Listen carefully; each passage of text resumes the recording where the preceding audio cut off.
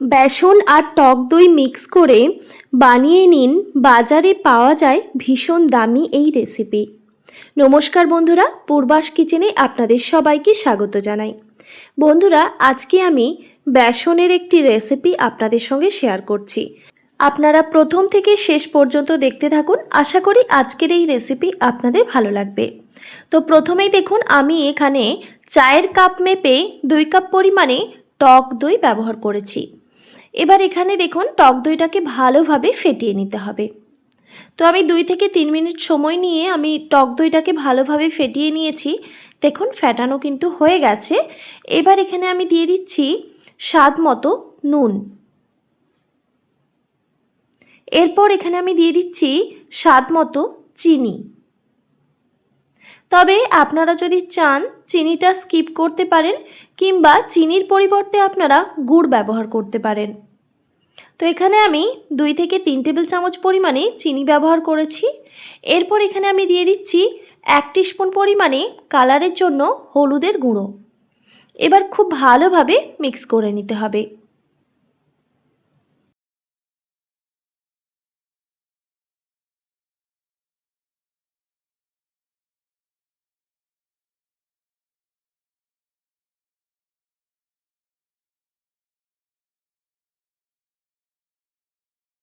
এই উপকরণগুলো খুব ভালোভাবে মিক্স হয়ে গেলে এবার এখানে আমি একটু একটু করে বেসন মেশাতে থাকব। আমি এখানে ওই চায়ের কাপ মেপেই 1.5 কাপ পরিমাণে বেসন নিয়েছি। এবার এর মধ্যে আমি বেসনটা দিয়ে খুব ভালোভাবে মিক্স করে নেব। একটা স্মুথ ব্যাটার কিন্তু বানিয়ে নিতে হবে।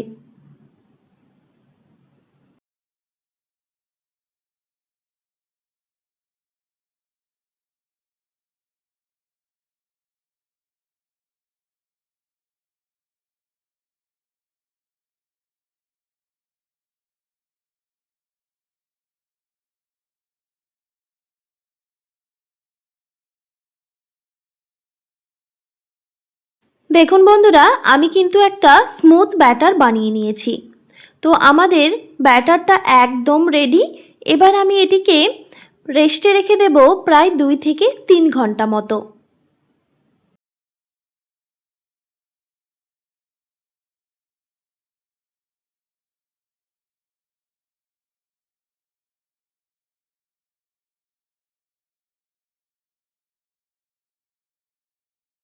প্রায় 2 থেকে 3 ঘন্টা পর আমি এই ব্যাটারটাকে এবার চেক করব। তো দেখুন বন্ধুরা, 3 ঘন্টা পর আমি আবার ফিরে এলাম। তো ব্যাটারের ঘনত্বটা কিন্তু অনেকটাই গাঢ় হয়ে গেছে। তো আপনারা হয়তো দেখেই বুঝতে পারছেন। তো এখানে আমি খুবই সামান্য পরিমাণে জল অ্যাড করব। তো দেখুন বন্ধুরা, খুবই সামান্য পরিমাণে এখানে আমি জল অ্যাড করেছি। তো এর থেকে কিন্তু আর বেশি জল লাগবে না। জলটা দেওয়ার পর আবারও খুব ভালোভাবে মিক্স করে নিতে হবে।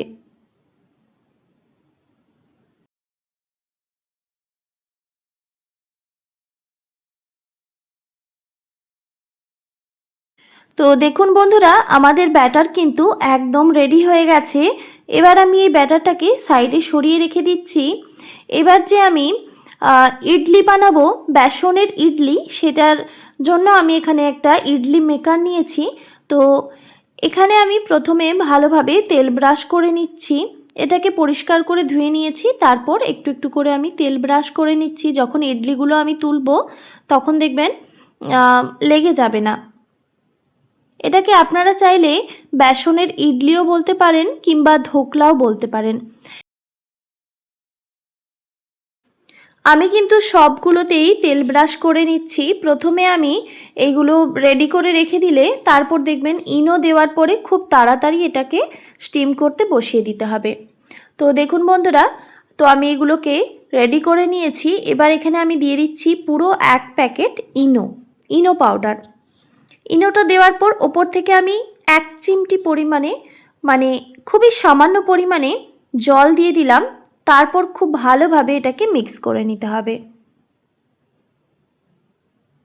খুব ভালোভাবে মিক্স করে নেওয়ার পর এটাকে খুব তাড়াতাড়ি সম্ভব স্টিম করে নিতে হবে। তো স্টিম করার জন্য আমি জলটা কিন্তু আগে থেকেই গরম করতে বসিয়ে দিয়েছিলাম। তো খুব ভালোভাবে দেখুন আমি মিক্স করে নিয়েছি। এবার আমি একটু একটু করে ব্যাটার ওই স্ট্যান্ডে দিয়ে দেব।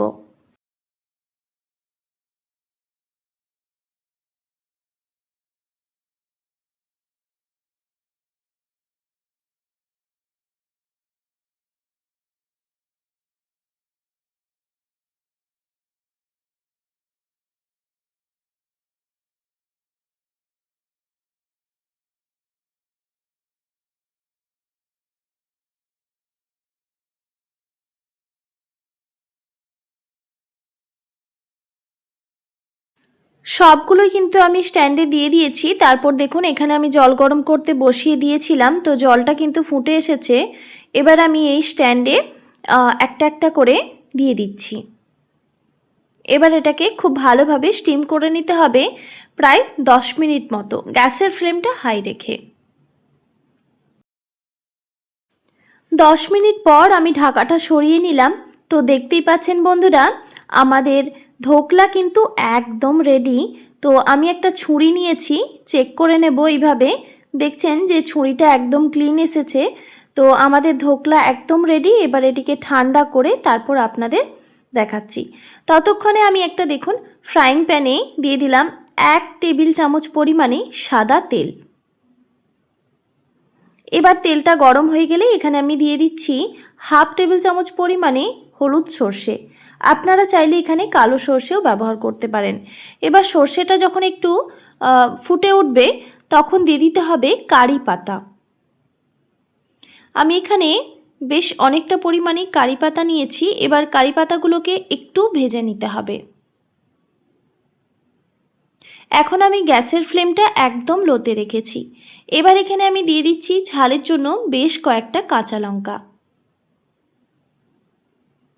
তারপর আবারও ভালোভাবে নাড়াচাড়া করে এটিকে একটু ভেজে নিতে হবে। কারি পাতা আর কাঁচা লঙ্কা একটু ভাজা হয়ে গেলেই দিয়ে দিচ্ছি এখানে আমি 1/2 বাটি পরিমাণে জল। এরপর দিয়ে দিলাম স্বাদ মতো নুন। তারপর খুব ভালোভাবে নাড়াচাড়া করে নিতে হবে। তো বন্ধুরা, এখানে আমি 1 টিস্পুন পরিমাণে চিনিও ব্যবহার করেছি। এবার খুব ভালোভাবে নাড়াচাড়া করে নিয়ে এবার গ্যাসের ফ্লেমটা মিডিয়ামে রেখে এটিকে আমি বেশ কিছুক্ষণ ফুটিয়ে নেব। বেশ কিছুক্ষণ ফুটিয়ে নেওয়ার পর এখানে আমি দিয়ে দিচ্ছি 1 টুকরো লেবুর রস। পাতি লেবুর রস এখানে আমি ব্যবহার করেছি। আপনারা চাইলে কিন্তু এখানে ভিনিগারও ব্যবহার করতে পারেন। লেবুর রস দেওয়ার পর খুব ভালোভাবে নাড়াচাড়া করে নিয়ে এবার গ্যাসের ফ্লেমটা অফ করে দিলাম। এবার এটিকে আমি সাইডে সরিয়ে রেখে দিচ্ছি পরে ব্যবহারের জন্য। আর এইদিকে দেখুন আমাদের ধোকলাগুলো কিন্তু একদম রেডি হয়ে গেছে। তো এটিকে আমি একটু গরমের মধ্যে রেখে দিয়েছিলাম। তো এবার এইগুলোকে আমি একটু ঠান্ডা করে তারপর আপনাদের দেখাচ্ছি। একটু একটু করে এইভাবে যখন ঠান্ডা হয়ে যাবে একটা হাতার সাহায্যে এইভাবে তুলে নিচ্ছি। তো দেখুন বন্ধুরা, খুব সহজেই কিন্তু উঠে আসছে। তো এইভাবে কিন্তু আমি সবগুলোই তুলে নেব।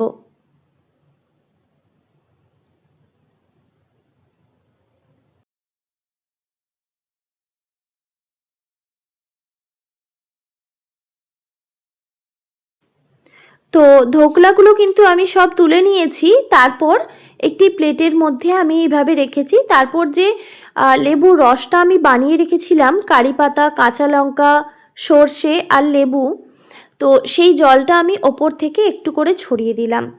এতে খেতে কিন্তু বেশ ভালো লাগবে। তো আমাদের বেসনের রেসিপি কিন্তু একদম রেডি। এবার এটিকে আমি পরিবেশন করে নেব। আশা করি আজকের এই রেসিপি আপনাদের ভালো লেগেছে। ভালো লেগে থাকলে অবশ্যই একটি like, comment, share and subscribe করে দেবেন। আর পাশে থাকা বেল আইকনটিও প্রেস করে দেবেন। তাহলে নিত্য নতুন রান্নার ভিডিওগুলি আপনাদের কাছে পৌঁছবে। ভালো থাকবেন, সুস্থ থাকবেন। দেখা হচ্ছে নতুন কোনো রেসিপি নিয়ে। আর এতক্ষণ আমার সঙ্গে থাকার জন্য আপনাদের সবাইকে অনেক ধন্যবাদ।